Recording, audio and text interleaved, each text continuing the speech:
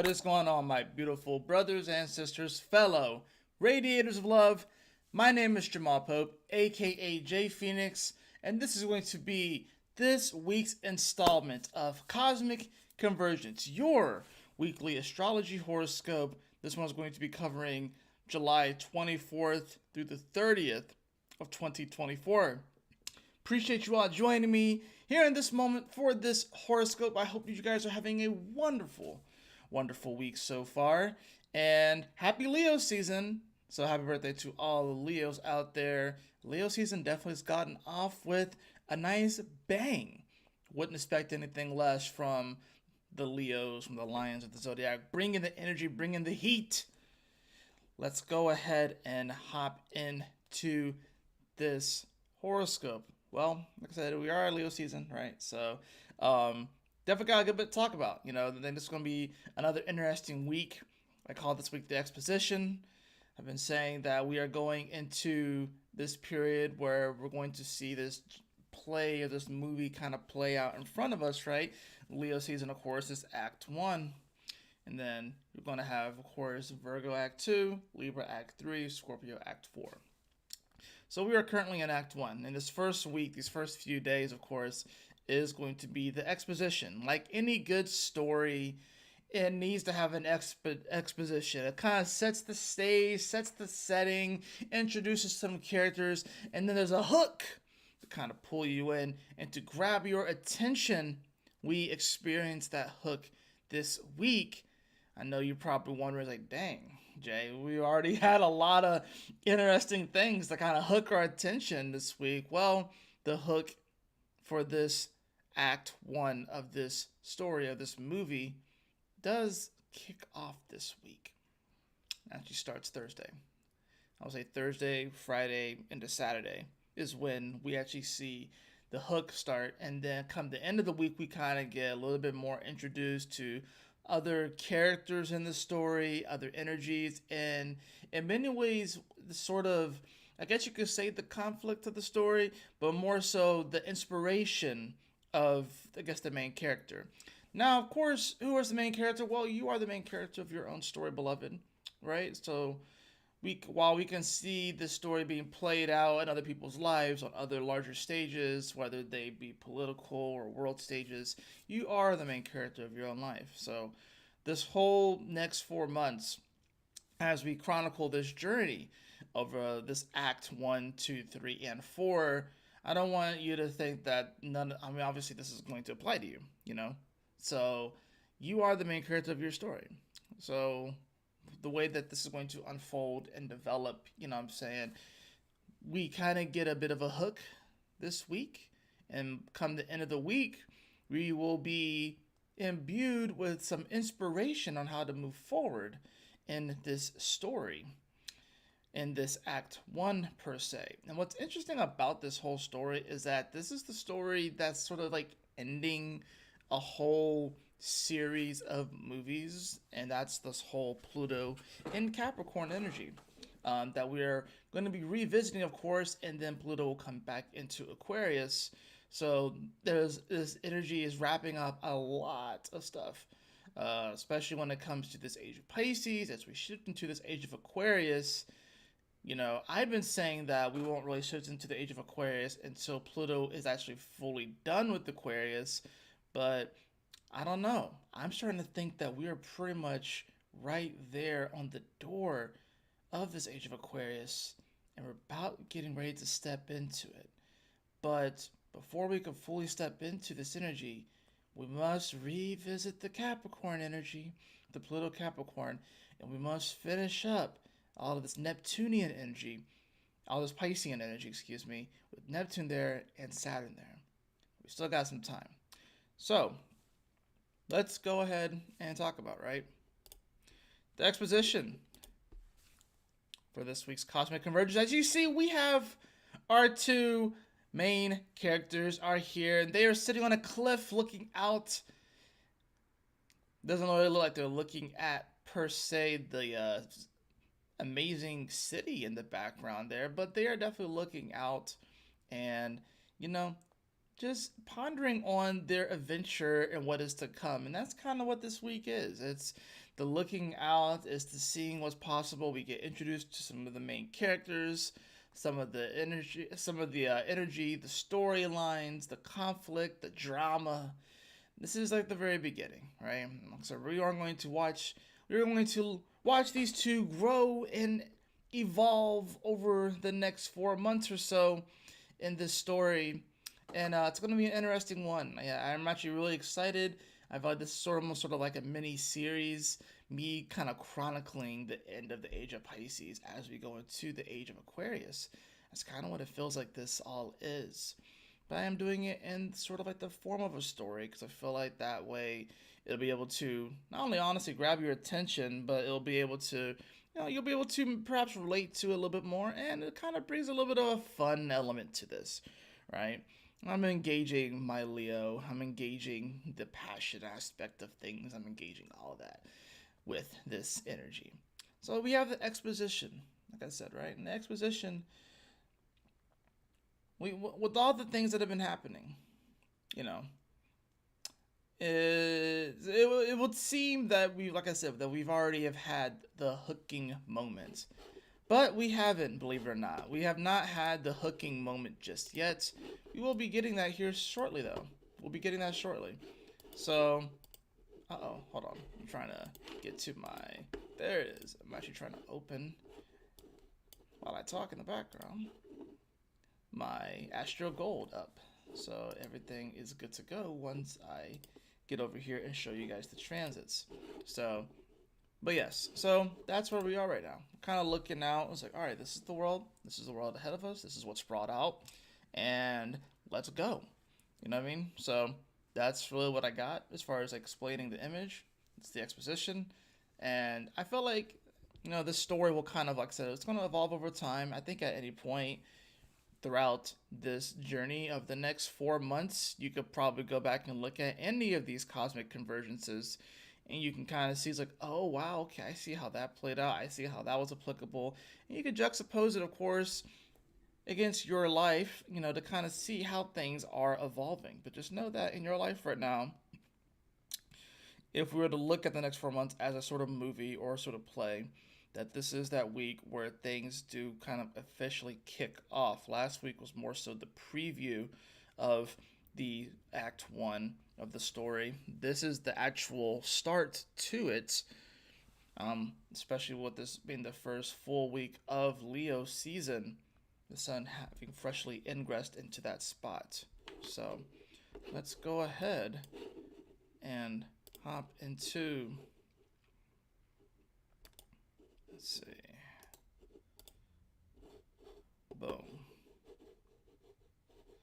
and let's see, that should be just it right there.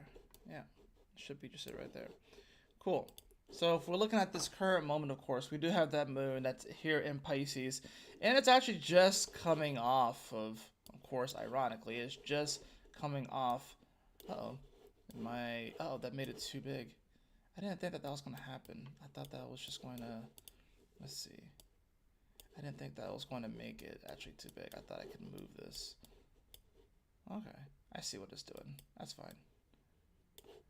I want to make sure that you guys can see the entire wheel. So, there you go. All right. So as you can see, we do have this moon here that is coming off of a conjunction to Saturn here in Pisces at 18 degrees, which is kind of a relief, honestly. The Saturn was at 18 degrees of Pisces for such a long time.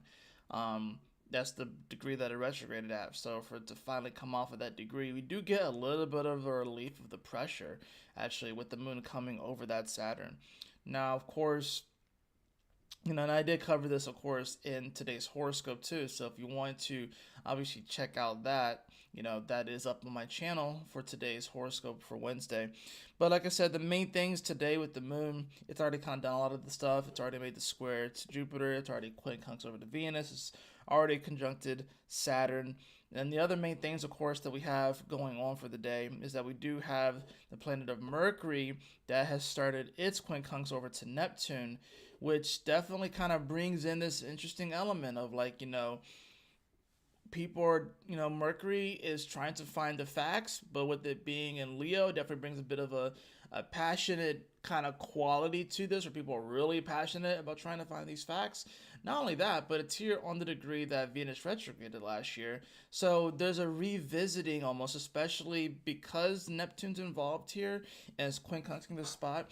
There is a sort of a revisiting of the last summer when Venus retrograded here, and those qualities that came up, those sort of narratives that came up. So anything that had to do with like relationships, the way that we like to receive love, the way that we are attracted to things as well. With that Venus and Leo, Mercury's kind of revisiting a lot of that, and with Neptune involved here, yeah, there is a bit of a casting of illusion or even doubt on this energy. I think with Mercury and Leo, people are definitely trying to find some answers as Mercury is slowing down, mind you. So Mercury's not even moving very fast, getting ready to shift into Virgo here very soon, which will be on Thursday. And I think this is going to be kind of, like I said, that starts of the story. This is how the story starts. It starts with a moon in Pisces that square Jupiter, that quincunx Venus, and it like conjuncted Saturn. It starts with this confusing, edgy, mercurial Leo that is, making a quincunx awkwardly over to Neptune and Pisces. Remember, Neptune, where it is, Mercury does not like to be there, right? It does not like to be there. So that's the interesting thing about this too, is Mercury is in a pretty uncomfortable position, despite the fact that it is about to go into Virgo, of which it traditionally rules. It's not very comfortable. Take that also into consideration that a yod is about to form. So this Mercury is going to actually be in quincunx, like I said, not only to Neptune, but to Pluto starting tomorrow. And we get a 3-day yod. This is the exposition. This is the hook that's going to kind of hook your reader, if you will. If this was like a story, or if this is like a book or like a play or movie, this is the energy that kind of hooks the reader, is this 3-day yod. The other part that kind of hooks the reader is the fact that we do have the Sun and Mars, which are beginning to sextile. The Sun at 27 degrees, of course, at this moment, and Mars, not 27 degrees, 2 degrees, and Mars also at 2 degrees. They start to sextile, and they will be in sextile for quite a few days, actually, too. They're going to be traveling with each other for quite a few days. And this, in many ways, I could say, especially being that it is Mars and it's the Sun. And the Sun is definitely very much so main character energy, especially in Leo.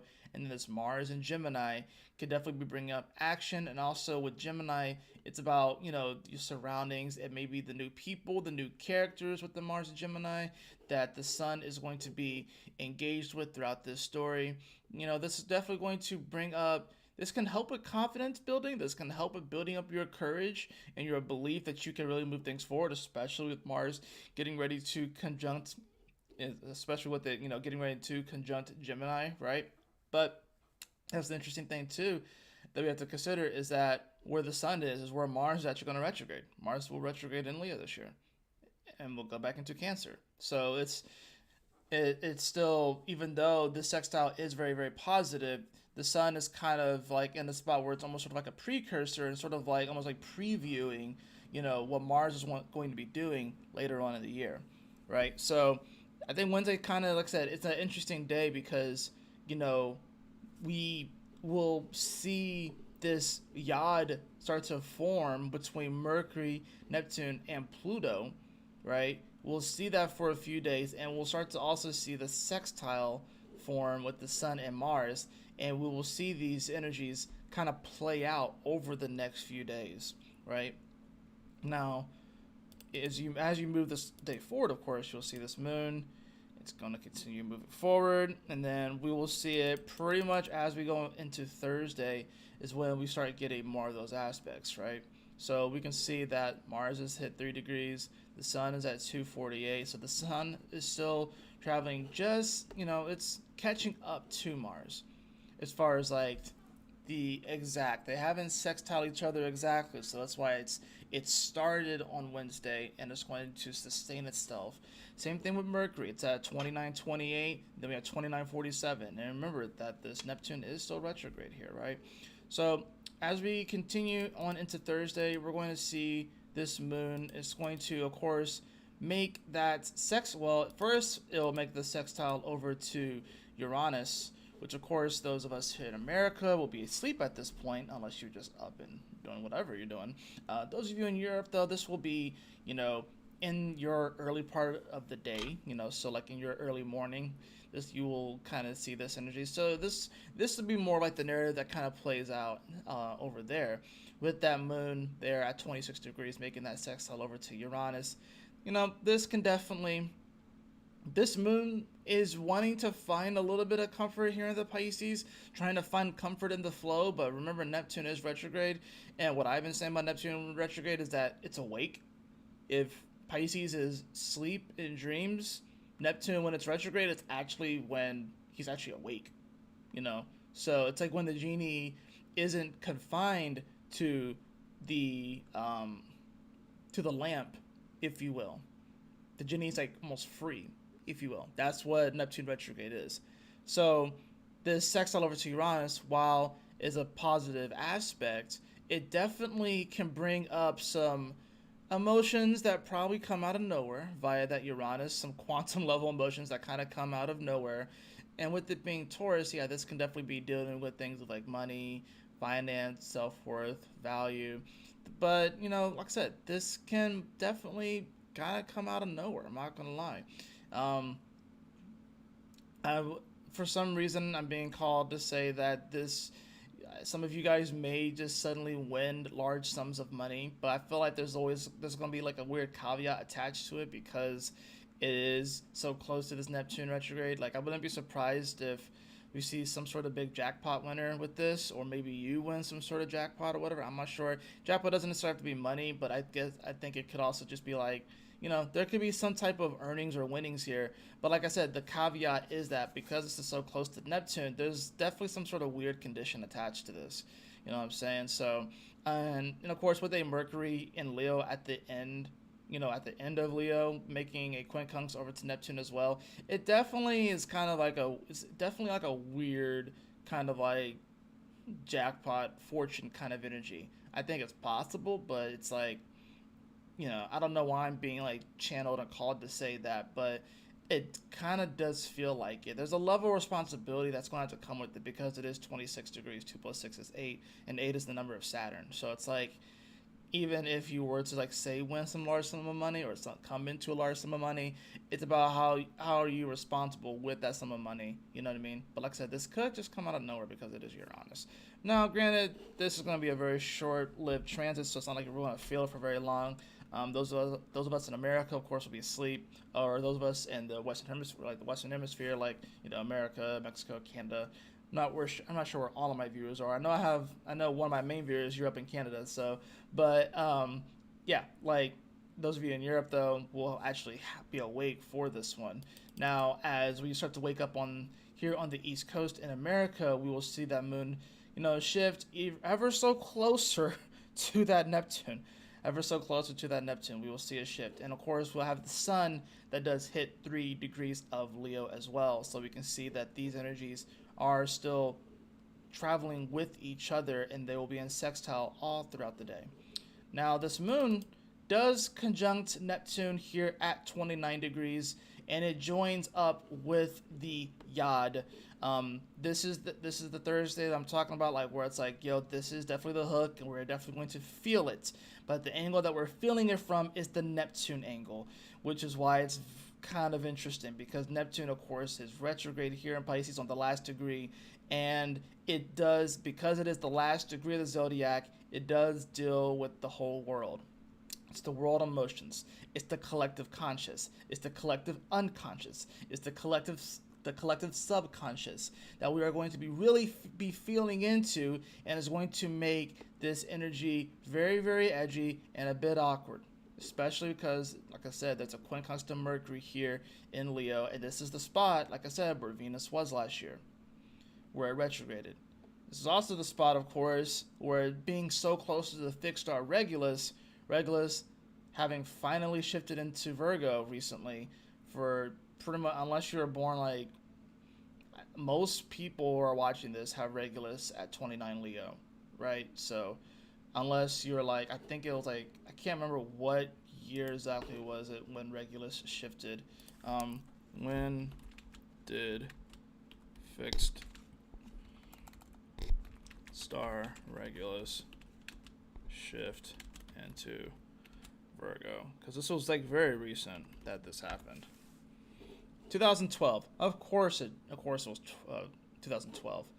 That's what I thought. So yeah, unless you were born in 2012 and after, which would make you 12 and younger watching this.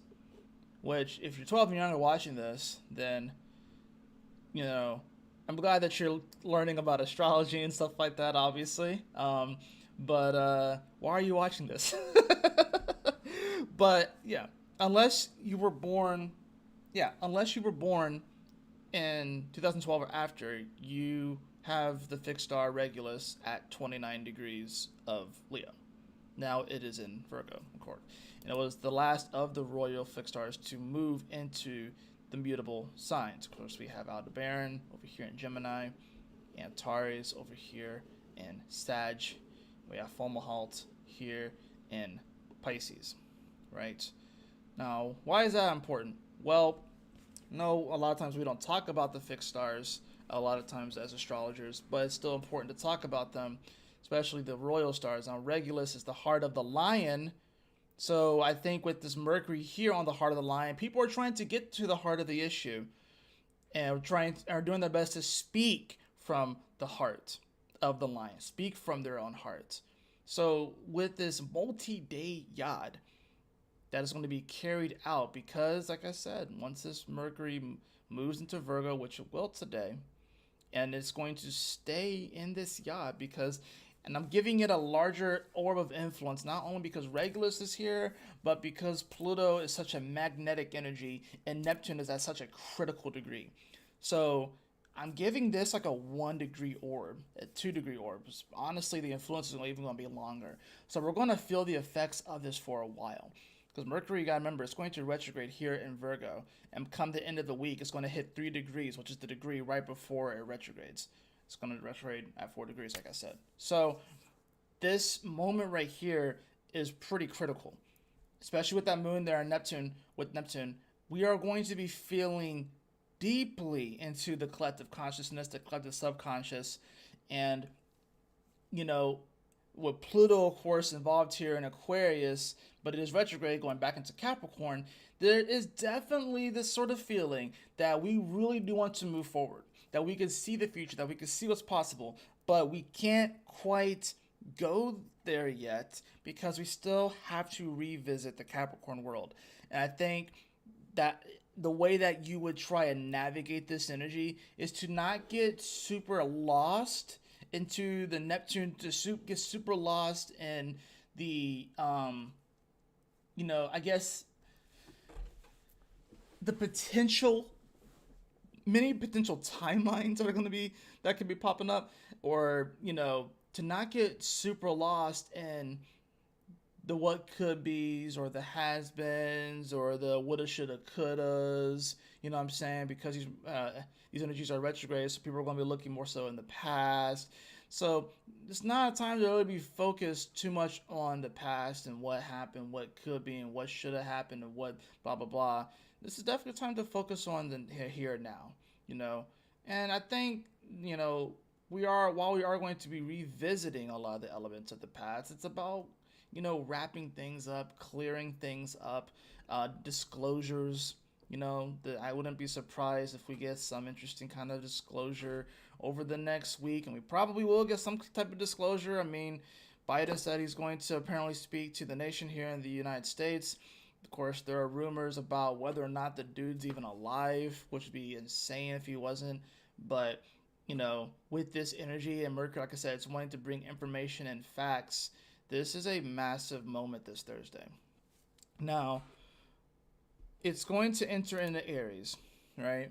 So we're going to get like this sort of injection of this fiery energy now that we are leaving kind of like the watery energy, meaning that only Saturn and Neptune will be in a water sign. We don't have anything in Cancer, and we only have Pallas Athena in Scorpio. So now we'll have the Sun, Venus, and Mercury all in fire signs along with the moon. So we're definitely going to be feeling that a little bit more. And if you look at the other planets that rule fire, they're in Gemini. So it's definitely going to make for a very spicy kind of energy coming off of that conjunction with the moon and Neptune. Now, we will see as the day progresses, of course, these energies are still in sextile to each other at 3 degrees. We'll continue to just see that happen throughout the day. And this moon is going to make some other aspects, of course. It's going to trine the sun, which is very nice. It's going to trine the sun here at 3 degrees, meaning that it's also, of course, going to be in sextile to Mars. So it kind of joins up with that kind of energy. And I think the way that it may play out, I guess, as far as like the purposes of this story, is that now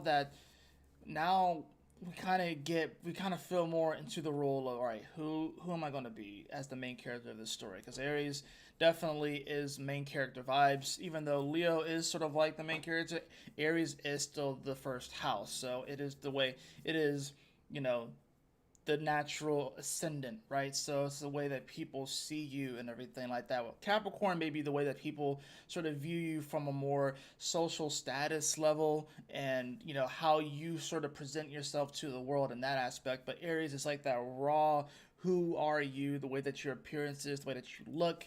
Now that this moon is going to be here, making a beautiful trine over to the sun, making a beautiful sextile over to this Mars.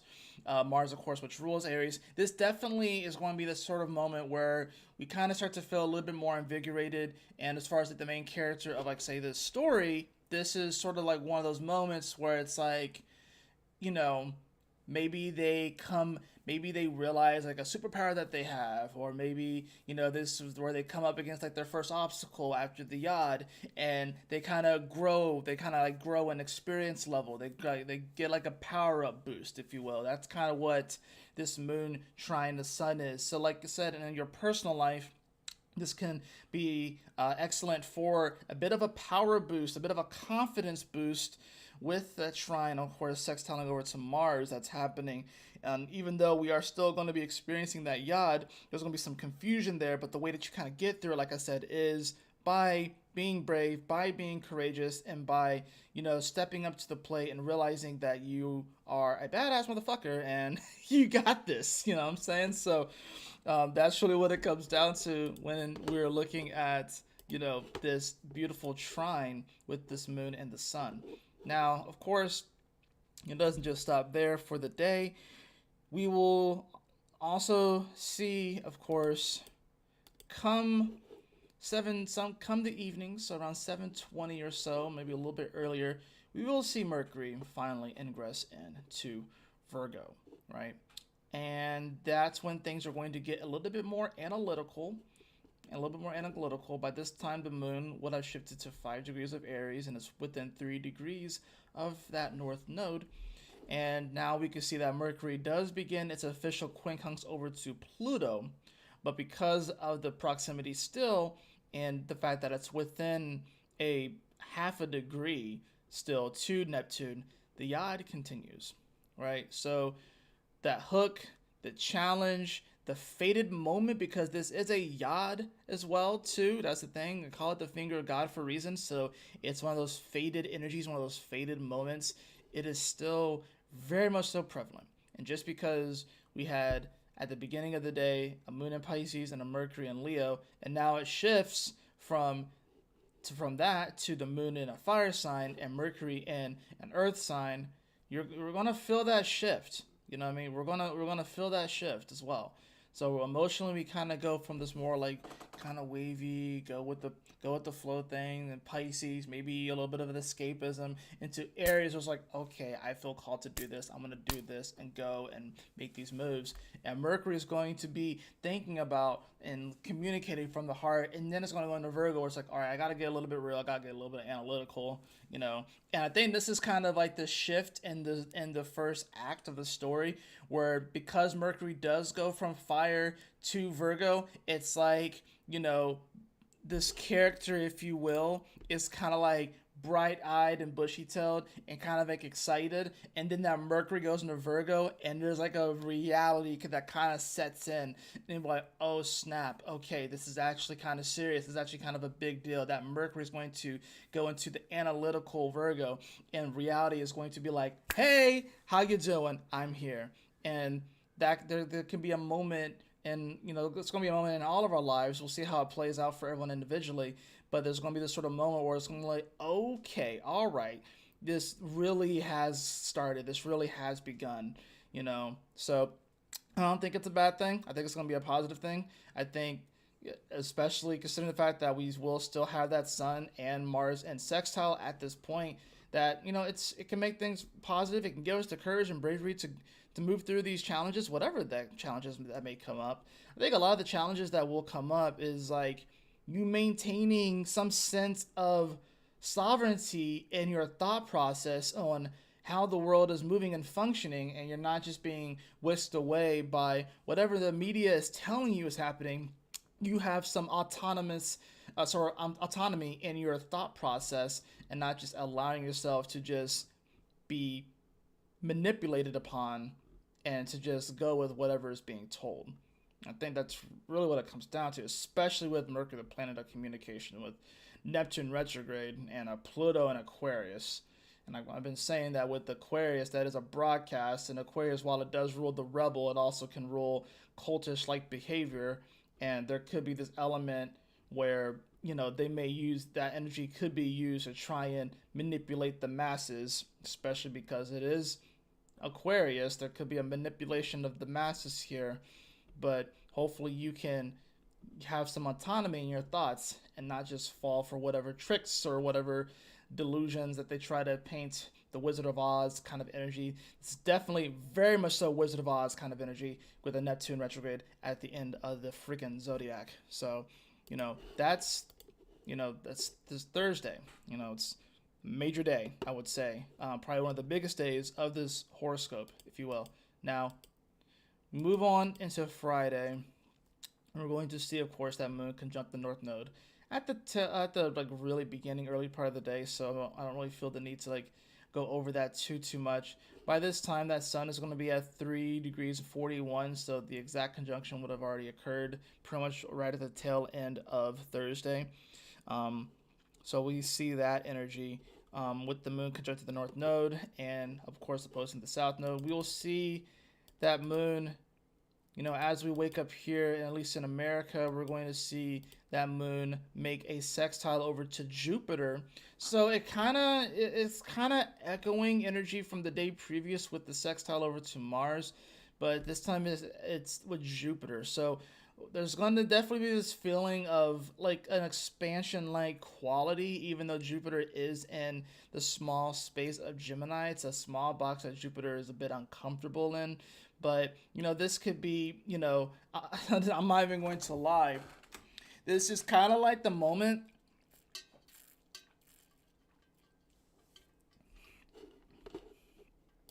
where this character right here is probably going to meet like an uncle-like character. Someone who's been in the game for a while. And someone who probably knows about the dragons, whatever like that, and like works with the dragons and stuff like that. This is that moment with that moon sextile over to Jupiter where it's like, okay, and this is a person that's not adventuring anymore, right? So if it was Jupiter and Sag, this will be a whole other story.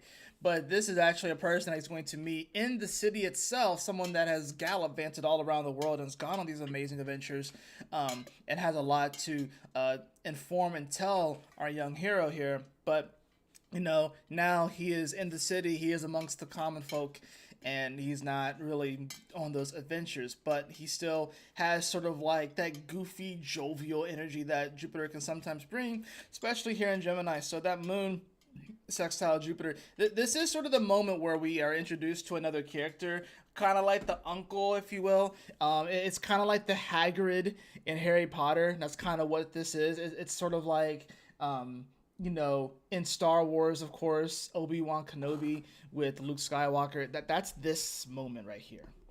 The sextile over to Jupe.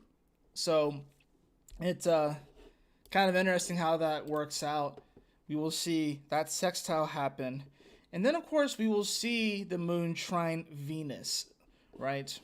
Another thing, of course, that does start today, as you can see, is that Venus herself is starting to make the awkward stare over to Saturn, right? This will be, of course, here at 18 degrees. And I think this is kind of an interesting one as well. Even just, I know that this is really just from where I am here at 920. But if I look at the positions of Venus and Neptune, or not Neptune, and Saturn, they are kind of in those positions like the 10 o'clock position and the 2 o'clock position, right? Um, well, yeah, it's like 10 o'clock and like 2 ish, 3 o'clock position where you should be like, that's where you kind of hold your steering wheel. Like, ideally, that's how you would like hold your steering wheel and like, drive, if you will.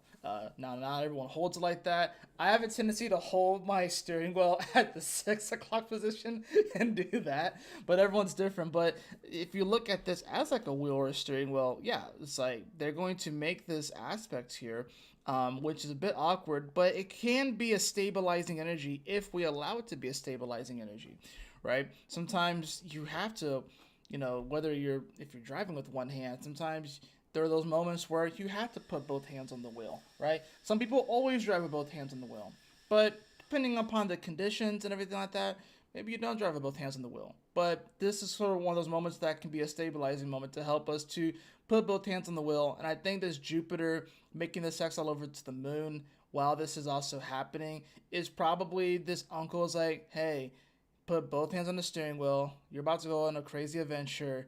I'm going to help guide you through it, right?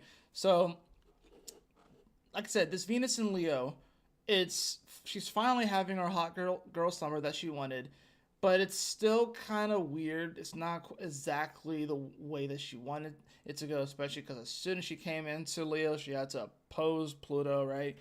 And now she's having to deal with the quincunx over to Saturn, right? And what's interesting about this is that Venus is actually kind of low-key jealous of Saturn. Why? Because Venus likes to be in Pisces, right? So that's the thing about it. She exalts in Pisces, and she can be the pearl inside of the clam, but that's where Saturn is. So in a weird way, Venus almost gets what she wants in Leo. She gets the shiny thing, but then it's like Saturn is coming in and is like, well, wait a minute, let's just think about this. You can definitely have the things that you want, the shiny things. You can be the shiny thing, Venus. But what about the responsibilities? What about the areas where we need to be a little bit more conservative and a little bit more constrictive so to allow you to be that beautiful pearl? Because in order for you to be that beautiful pearl, there requires what? Time and pressure. Time and pressure makes pearls and makes diamonds. And that's the thing about this too. Venus and Leo can definitely be very, very rapid and wanting things to be very, almost like sort of perfect and wanting us to receive it to be perfect, especially in Leo. And we can be very, very passionate and living from our heart space and all that sort of stuff. But it's whether or not that can be sustained. I think that's what the Saturn is coming in to remind Venus. It's like, you can have all of that, but will you be able to sustain it is another thing. That's the other question. It's like, can you sustain that kind of energy, right? So, it's like I said, you can have all the love, all the passion in the world, but the Saturn and Pisces is like, that's beautiful. You can have that beautiful dream. Is it sustainable? Can it be sustainable? And the awkward part is that it's not always fun in playing games. There is going to be time to do some of the spiritual work. And I think that's really what it comes down to, because it is Pisces. Is that, is there a spiritual, element to this? Saturn and Pisces is always talking about the spiritual work. And at the spiritual work, especially with Neptune here, that's like enhancing everything, it's not always easy. It's not always fun, but it is most certainly necessary. So I think that's what we have to ask ourselves here too.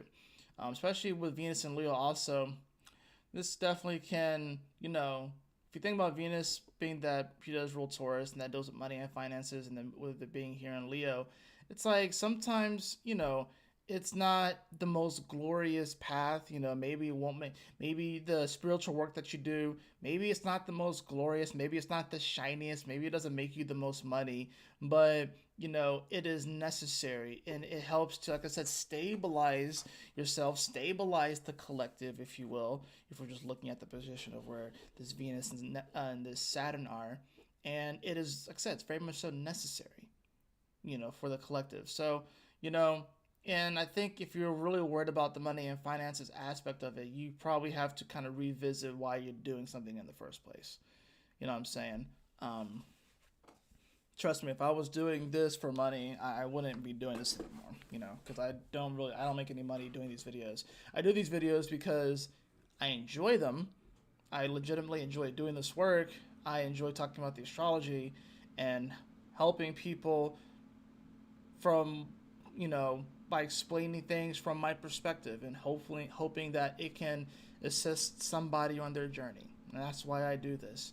You know, um, like I said, I don't make any money from this unless people book a reading with me, but I just don't like I get a lot of readings and stuff anyways. I have like a regular job, like a lot of other people have a day job, but I show up here and I do this work because I love it. I love talking about this stuff. I love helping people the best way I can. And especially in a time where, you know, people are very confused and they are looking for answers, this is something that has helped me to navigate and to be able to, you know, deal and even cope with all the things that are going on. So I want to share that with other people. Now, whether or not they, you know, go along with it or resonates with them, it's totally up to them. I'm not here to shove it down anyone's throat. It's like, if you enjoy this, cool. If it doesn't resonate, it's all good, but that's why I do this work, right? So now we will see, of course, as that day progresses, the only other major aspect that we are going to really see, outside of course, this sextile that is still continuing. It's still continuing, as you can see.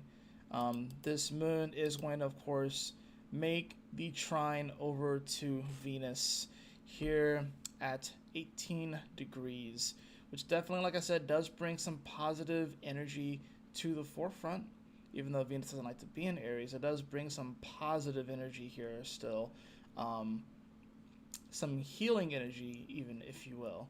So, this could be a moment where maybe, so we met Jupiter with the sextile, maybe the trine to Venus is like, maybe we meet another character, maybe we meet the heroine, maybe this is the love interest that we meet in the story. So maybe this guy meets his love interest in the story, something like that. That's what could be happening with this trine.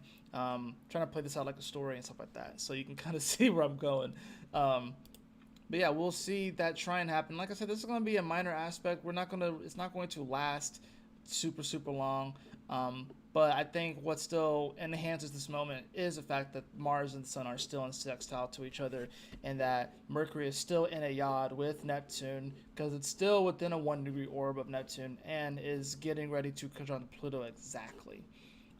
Which, of course, it will do that by the end of the day, where we'll see that. And the moon will come off, of course, that trine to Venus.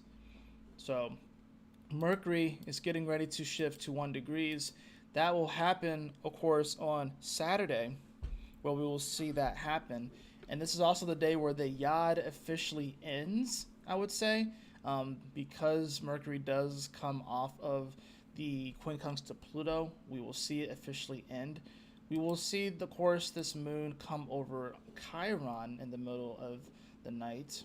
I don't necessarily feel the need to talk about this one too much because, like I said, we're not going to be really awake for this unless you're partying late on the West Coast, or shoot, the East Coast too. Some people may be up at 2:20.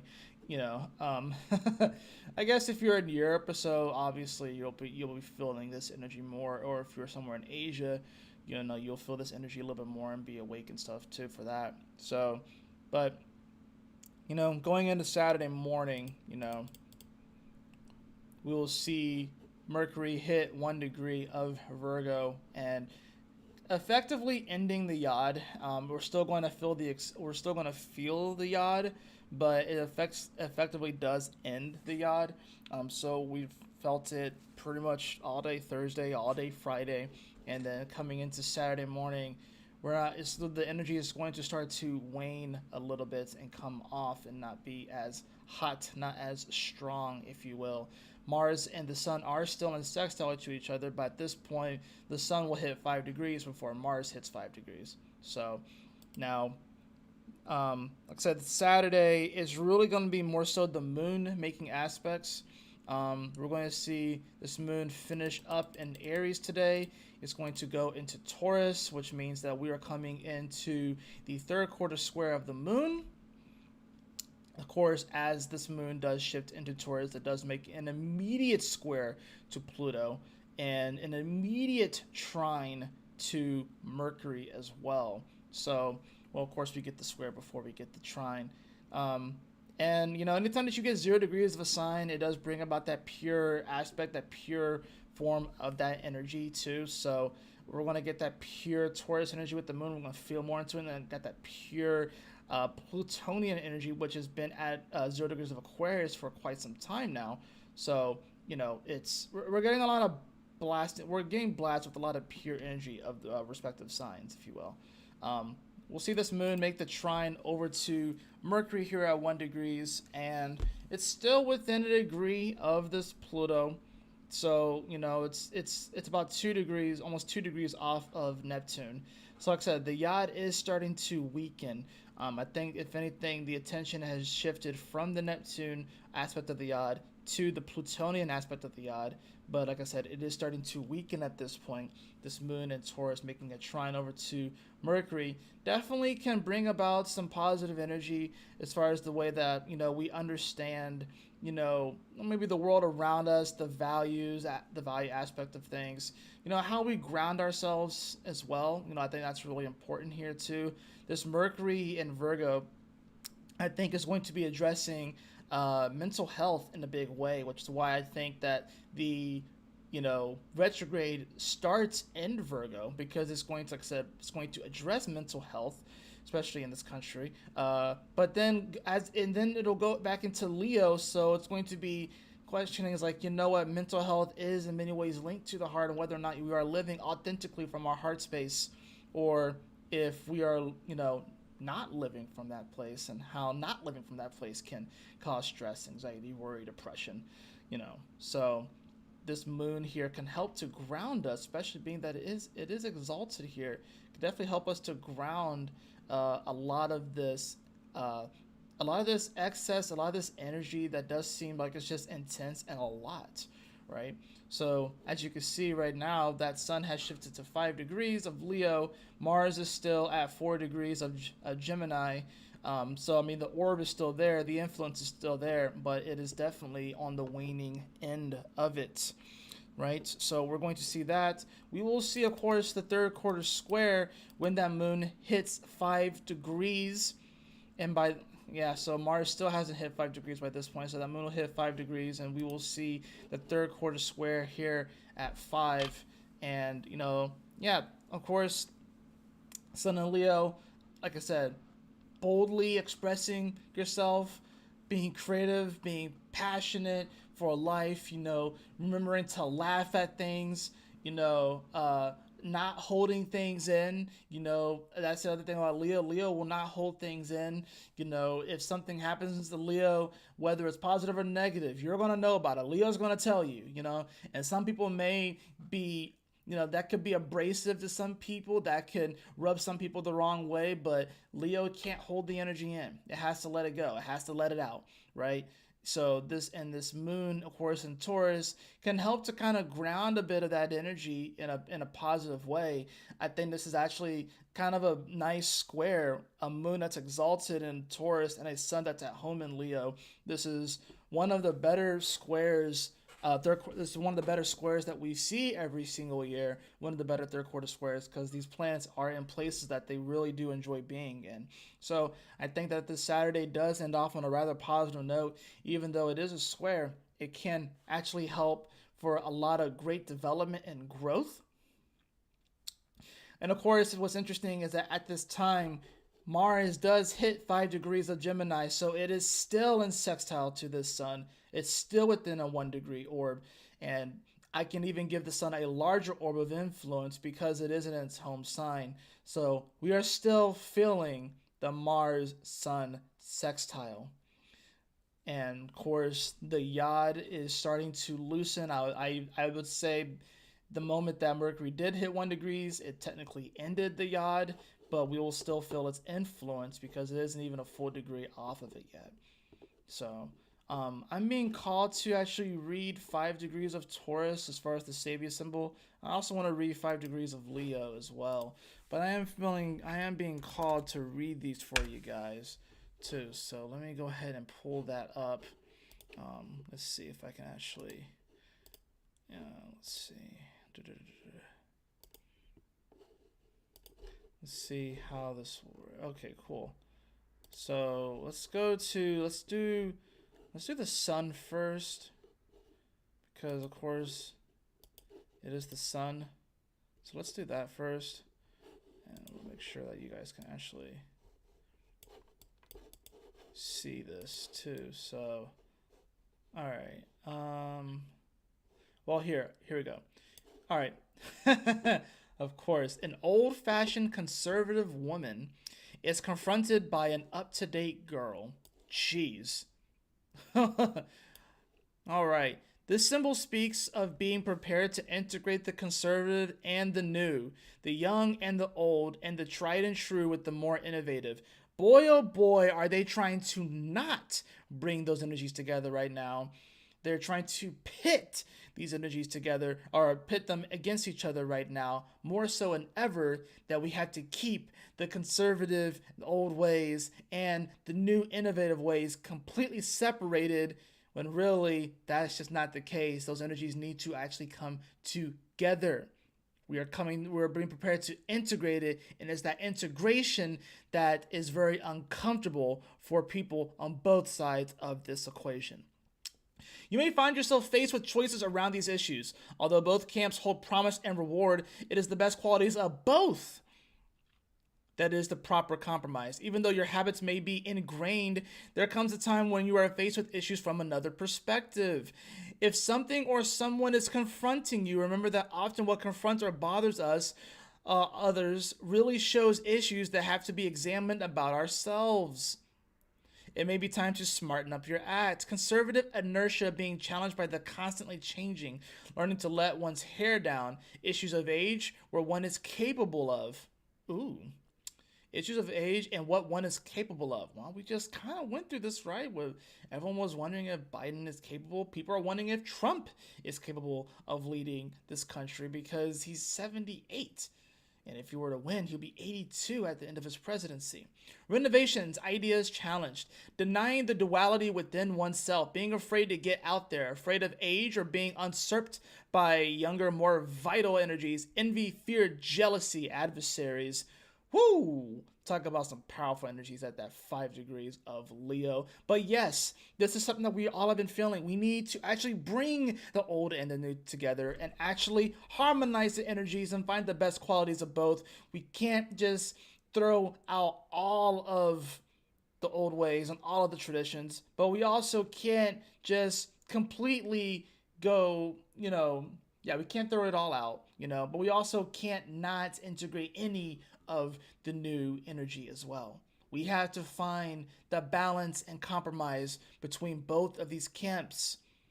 We have to be honest about the aging aspects of our reality and even ourselves, our ideas, our traditions, and how they may not be relevant anymore and they may not work, but we can still take some of those elements and integrate them with the new.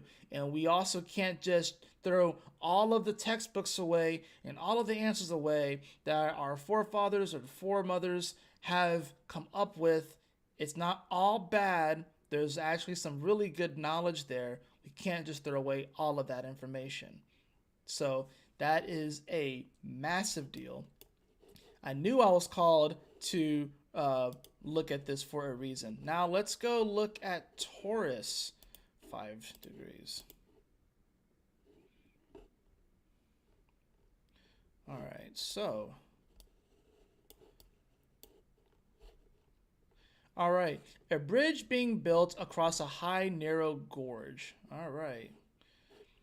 This symbol speaks of the ability or the necessity of being a bridge for yourself or others in order to link people, things, places, or understanding.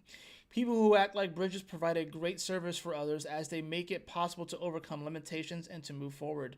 To build a bridge takes time, tools, energies, help, and perseverance. This is definitely very Taurus. Once it is completed, the dangers that it spans are no longer of any real concern, or at least the people can rely on getting across to the other side, as there's a space that's made for them crossing over. One of your jobs may be to break down barriers between people.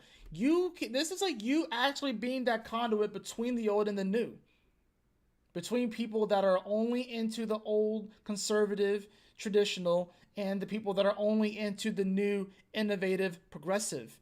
That's what this moon is. That's the role that you can play. Is that you can actually be that bridge, overcoming distances and separation. Endeavoring to build, hold on, wait a minute. Endeavoring to build continuity, solving problems, bridging emotional chasms, spanning gaps, going straight ahead and not looking down.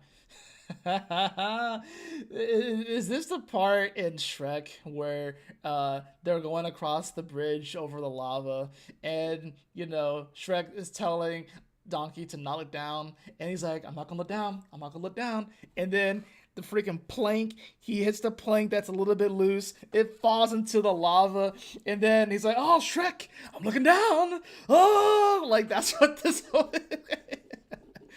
Taking the long way around to avoid asking for help, using shortcuts to cut across the real issue, avoiding facing up to facts, only seeing risks, not solutions.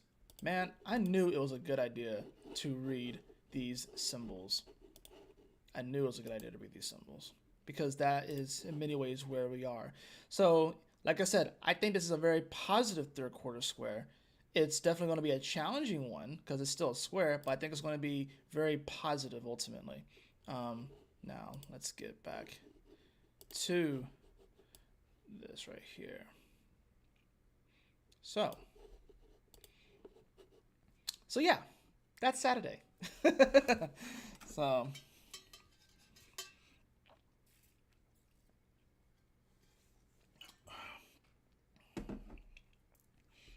it's Lugia, by the way. It's the first Pokédoll I ever got, Lugia.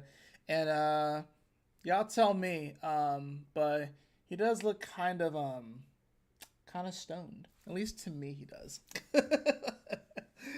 Oh. So, Saturday, going into Sunday. I said that Yod is definitely ending. It's pretty much done. We'll see, of course, the Sun and Mars separate a little bit more today, so even that sextile is coming to an end. And honestly, this is a day where we don't really see a whole lot of stuff happen. We really don't. We'll see the Moon. It's going to make a quincunx over to the South Node, semi-sextile the North Node, and then we will also see the Moon at the end of the day make a sextile over to Saturn at 18 degrees. That's pretty much it as far as exact aspects. By this time, the Sun has moved to 6 degrees, 28 minutes, and Mars is still back here at 5:39. Mercury is at 2 degrees, so the yacht is effectively over. So Sunday, the energy kind of chills out a little bit. I think that's actually kind of nice considering that we've had back-to-back weekends of insane, crazy events, and things kind of chill out a little bit on this Sunday. But it does kind of pick back up a little bit as we go into Monday. But Sunday is actually it's a pretty chill day. Not gonna lie, it's a pretty chill day. Now, going into Monday, we will see, of course, things kind of kick off as that moon makes a square over to Venus. Of course, this is in the middle of the night for those of us in America, so we're not really going to feel this energy too much. If you're in Europe, of course, it's like the early part of your day, so you're kind of waking up to this energy, right? To the square over to Venus. We also, of course, the main thing I would say is we will see this moon that's going to make a conjunction with Uranus, which is definitely going to bring up some interesting energy. There was one interesting thing about, what was it? It was, I think it was Yellowstone, right? It was the Yellowstone explosion. Yeah, Yellowstone Biscuit Basin. It was a major eruption um, that happened. It was like a hypothermal explosion that happened over in Yellowstone earlier today, which is kind of interesting. So honestly, whenever I see the moon come into Taurus, and whenever it comes like over Uranus, I'm thinking of those sort of things. I'm thinking of like storms. I'm thinking of like tremors. I'm thinking of earthquakes and different things of that nature and stuff. So we will see, of course, this happen right here. Effectively, that's this. Oh, yeah, it's interesting. Mars finally hits 6 degrees, but the sun is getting ready to go to 7 degrees. So this sextile is effectively over. Now we'll still feel the influence because the sun is in its home of Leo, so that energy is still going to be very strong. So that's the thing about it. It's still going to be a very strong energy, but it's effectively over as far as that goes. Same with the Mercury, with the Yod, with Neptune and Pluto. So the main things, that moon is going to conjunct Uranus. Definitely going to bring about a quantum sort of feel to this, maybe random things kind of coming out of nowhere. And then we will see it enter into Gemini. And of course, as soon as it enters into Gemini, it does make a nice little trine over to Pluto, right? And it will also make a square over to Mercury here at 2 degrees. As it's getting ready to conjunct Mars, the sun is officially a full degree off of that Mars. And we will be going into Tuesday. And Tuesday's kind of an interesting day because I feel like this is sort of like the day where it's like, as things kind of cooled off on Sunday. And Monday's a little bit more on the chill side as well. I mean, yeah, we do get a conjunction to Uranus, which to definitely spice things up, you know. And it also will, of course, sextile Neptune before going into Gemini. Um, things kind of definitely kind of cool off a little bit on Sunday and Monday, I would say, compared to, Thursday, Friday, and Saturday. Now, this Tuesday is kind of an interesting day.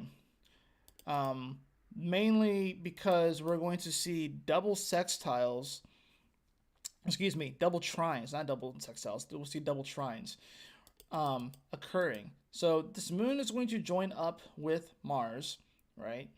At 6 degrees. Very nice. I think that's going to be I think it'll be a positive energy. We'll probably start to feel a little bit more confident in the way that we can kind of move about, especially in our community. But this also, especially if your emotions kind of go a little bit unchecked, and this is the planet of action, especially with it being a Gemini. It's like, we definitely, I would say just kind of watch what you say on Tuesday. People may say things that they don't mean 100%. You know what I'm saying? This could be a day where you don't want to say something that you don't really mean, or you don't really go through like the chambers and really think things through, because it's going to be very, very impulsive with this Mars. It's also going to be impulsive considering the fact that we are going to have, like I said, double trines on this day. That double trine, of course, is going to be the sun, which is going to be at 8 degrees of Leo, trining over to the north node, and Venus at 23 degrees, making a trine over to Chiron. So we have double trines and fire on this Tuesday. And as far as like the story, this is definitely kind of like one of those moments where we do get another little bit of a power up and a power boost. It's like we've gotten through the exposition. We've kind of had our first little boss battles, if you will, or just first little battles. We've met Uncle Jupiter. We kind of met other characters in the story. They're gonna kind of be like those guiding figures. And this is sort of like that moment where it's like, I feel like this is honestly this moment. It's like he's probably at this point he's probably already been in the city and has already met some people and is kind of being given his mission on what he's going to do and what it means to be. I don't know if he's a dragon tamer per se, or if dragons are like a long lost breed and they're very, very rare, and this dragon egg is actually very, very rare. There's going to be something that's going to be happening with this particular dragon in this story, and how it's playing like a major role and stuff, and what his role is to kind of be like that dragon's friend and kind of guide it as well. So this is sort of like one of those moments where it can be a moment of inspiration. It really can be, where we're kind of just like, wow, all right, so what is this? This is like really actually happening. This is really actually possible. Venus trining over to Chiron. Yeah, things can definitely be a little bit weird with this one because it is Chiron, but it's actually about accepting, because Venus is about the reception quality, right? How we receive things. Venus in Leo trining, this is about you accepting and receiving those aspects of yourself that, yeah, maybe do feel a little bit broken, maybe do feel a little bit odd, a little bit off, a little bit weird, a little bit off kiltered. But it's about accepting those aspects of yourself and realizing just how beautiful those aspects are, and just how powerful you can be. You know, this is about accepting your unique quirkiness with the Chiron. And Chiron, of course, is a teacher here too. So that's kind of the nice thing about this, is like learning how to accept that. And then, of course, the sun trining over to Chiron is definitely this sort of, it does kind of bring about this feeling of fate, with the North Node, right? Things that are fated to happen. Of course, the North Node is wanting us to what? Be ourselves, express ourselves, be raw and authentic, right? Lead, be the leader in our life. Not waiting for someone else to do it. That's the other thing about this. It's like, how are we going to take action? How are we going to be bold? How are we going to live life on purpose more? That is the beautiful thing about a day like Tuesday, is that it does bring about some pretty awesome energy and some very inspirational and motivational energy with the fire energy. So it's like, this is going to be a day. It's like, don't clam up, don't try and hide, go out there, be bold, connect, be extroverted. This is very extroverted energy. Now, what's kind of weird about it is that it's the Chiron. So the Chiron could be those parts of ourselves that we rather hide and not show, the awkward energy. But no, this is the time where you need to be bold about that shit. You need to show that with reckless abandon, and not be embarrassed and not be afraid to be who you are, to express who you are, because there's somebody out there with the Venus trine. There's someone out there that will receive it. Now, like, if you say, let's just take it from like a romantic aspect. If you're single, this is like, you know, someone out there is going to love that part of you. They're going to love that weird, quirky part of you that you think is unlovable, right? But they're going to love that part, right? They're going to absolutely eat that shit up, right? From like a romantic aspect and like relationships, or if you're with somebody, like, you're going to kind of notice it on that day. It's like, wow, yeah, you are kind of weird, but I love that about you. You know what I'm saying? Like that kind of doubles down on that. In other areas, this can be like you being inspired to take on some sort of passion project to kind of move forward towards something. You know, Aspire to connect with other groups of people as well. And that's the thing too. It's like, I'm also getting this feel of like, instead of feeding into the sort of, I guess, like a victimhood or a victim mentality, especially because this is 2 plus 3 is 5, which is Gemini energy, which is Mercurial energy. So it's very much so like thought driven. It's like, instead of feeding into like a victim mentality or a victim mindset, it's like, you connecting with other individuals that maybe you do feel a little bit left out. Maybe you do feel a little bit marginalized with the whole Chiron thing. Maybe you do feel, maybe you are connecting with people that like that have some sort of trauma or hurt or scarring, and finding power in numbers, finding power together, I think is good here. But also, instead of coming at it from a victim place, be like, this is how this has made me stronger. This is how I have grown. This is how I'm going to thrive in this energy, right? And of course, we have the sun here, right? The ruler of Leo, making a beautiful trine over to the North Node, right? We don't really see this happen too often, right? We get this, especially with the North Node in Aries. This is a rare aspect. It's not like we see this very often. Same with the Venus and Chiron. So I mean, I guess we can go back to last year where the sun was in Leo, but Yeah, we can go back to last year where we did see it, but it was like right at the beginning or right at the tail end of that Leo season that we saw this happen. They happened at what, 27 degrees it looks like. So we get two of them, but we're not going to get it again. So this is going to be the second of two Sun Sun North Node trines that we're going to see again for another 18 years. Because the next time that the Sun and Leo trines a node in Aries, it'll be the South Node, not the North Node. So we're not going to see this again, all right? And of course, this was back when Pluto was in Capricorn. This was when Venus was retrograding in Leo last year, or I kind of talked about this. This is when Mercury and Mars were in Virgo, right? So the energy was definitely different. Jupiter was still back in Taurus, right? So energy was definitely different. Now on this Tuesday, of course, we see this trine happen. And, so I think we should take advantage of this energy.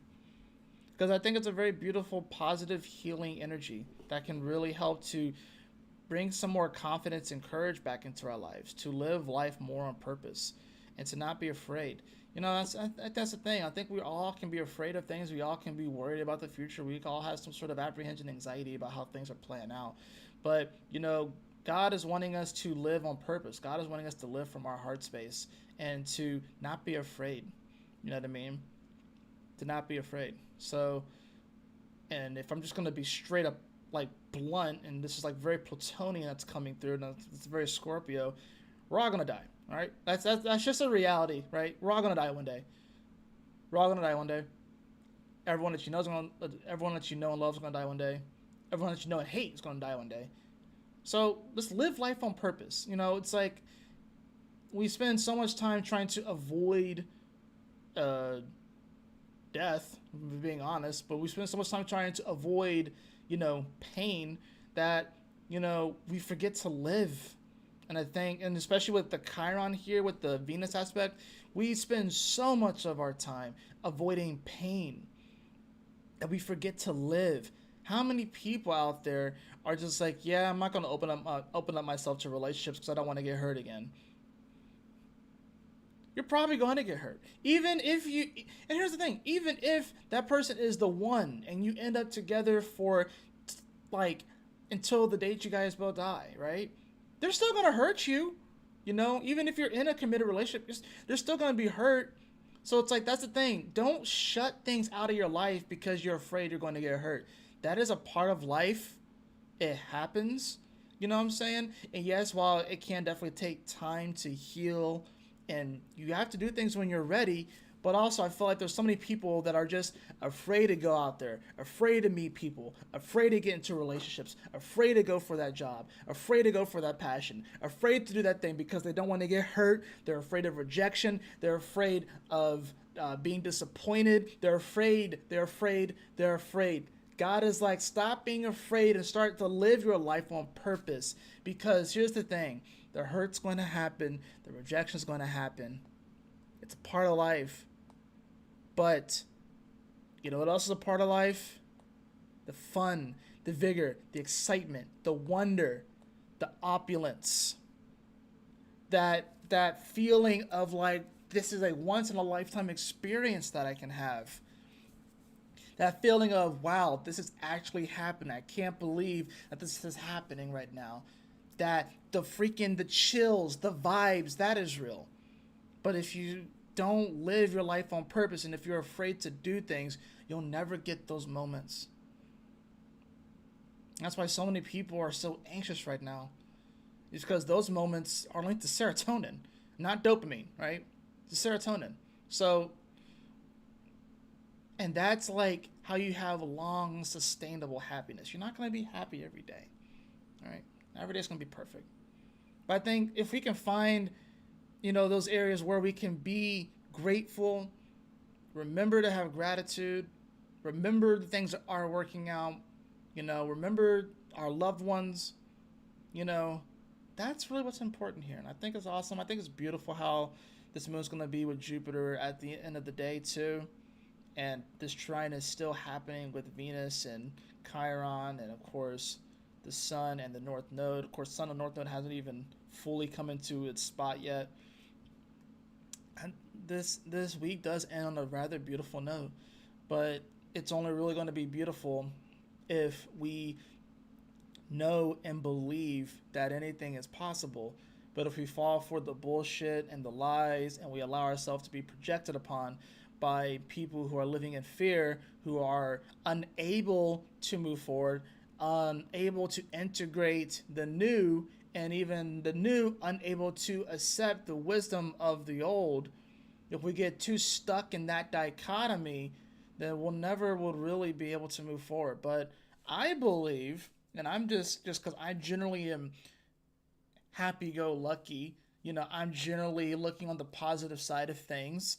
I believe that, we are not going to go into some sort of post-apocalyptic Armageddon. I didn't sign up for that. I don't think you signed up for that, right? So the more and more that we can get people living from their heart space, the more and more we raise that vibration, that's how we will affect the world around us. I think so many people want to have more control, and maybe they're feeling a little bit futile. This is the kind of week that can help to bring some of that confidence back and not make things seem so futile. This is about what can you do in your personal life? What can you do to affect change? You know what I mean? Yes, the world is crazy and those things are going to happen. Those people are going to do those things, right? And I think it's good to observe and pay attention to what's happening in the world around us, and these these people that have maybe more money or more political power and all this sort of stuff. I think it's important to be aware of that stuff and not just stick our head in the sand. But at the same time, we don't want to get so caught up and just believe that we can't do anything in our personal life to affect change and to live life on purpose and live from our heart space, because that's going to be your shield throughout this. The energy is only going to get crazier. It's only going to get more dramatic. But when you put on the shield of God by living from your heart space, that is how you will be guarded and shielded from the storms that are going to come. The storms are going to be here. But like I said, you're going to get hurt. You're going to experience hardship. There's going to be pain. There's going to be sadness. It's going to happen. It's part of life. But if we didn't have those, we wouldn't appreciate the beautiful, happy moments as much. They wouldn't be as awesome if we didn't have those other moments. They're all teachers. Every single last one of these experiences that we have on this journey are all teachers. So let's go ahead and get into some of the cards.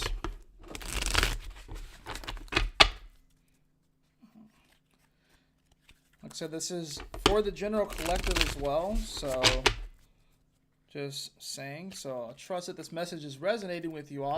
I think it can be a pretty awesome week, actually. I think there's some tense moments. There's some moments where the energy kind of slacks up, but I think the universe is really showing us what's possible here, and to believe in ourselves and to, trust that we got it, So let's see.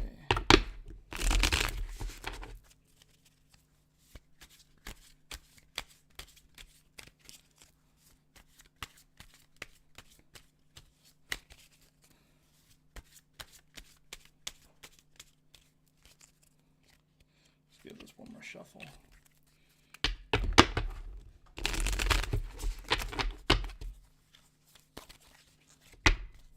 All right, let's see what we got here for everybody.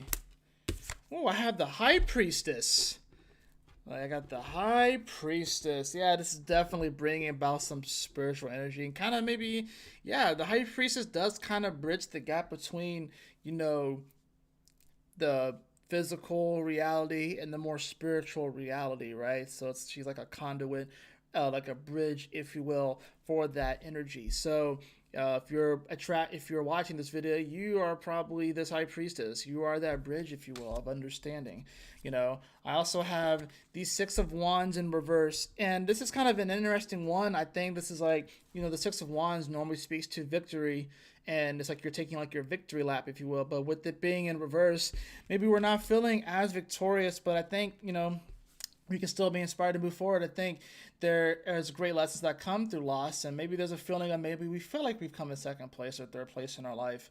I want to draw into the card. Well, we have the Hermit card here. It's interesting. I feel like this does kind of give some Uncle Jupiter kind of vibes. I think this also can be feeling like the whole Mercury going into Virgo thing. I will say more so, this will give us time to sort of reflect, if you will, on where we are right now in our lives. So it's always good to take time for reflection, but also we don't want to necessarily clam all the way up to. I'll draw another card. Yeah, I have the Ten of Cups, and that's the interesting thing about this card. It's like, even when this card is reversed, it is still beautiful. I think it's just like, things aren't always going to feel perfect, but things are still very much so beautiful. You know what I mean? That's the thing about it. It's not always going to feel perfect, but it's still going to be beautiful. It's like, maybe you wake up and it's a beautiful sunshiny day, and then the rain comes, and then you're like, oh no, it's raining. But then when the rain leaves, it leaves it behind a rainbow. That's the only way that that rainbow can even exist, is if there's rain. So this card, the image of this Ten of Cups, this is them going outside after it had rained. And the sun came out and it was beautiful.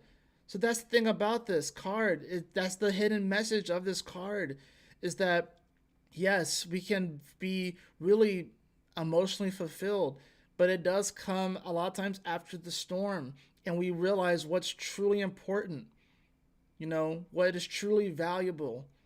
And that's really that's like the secret hidden message of this card, is that, yeah, it's beautiful, but it does come after the storm.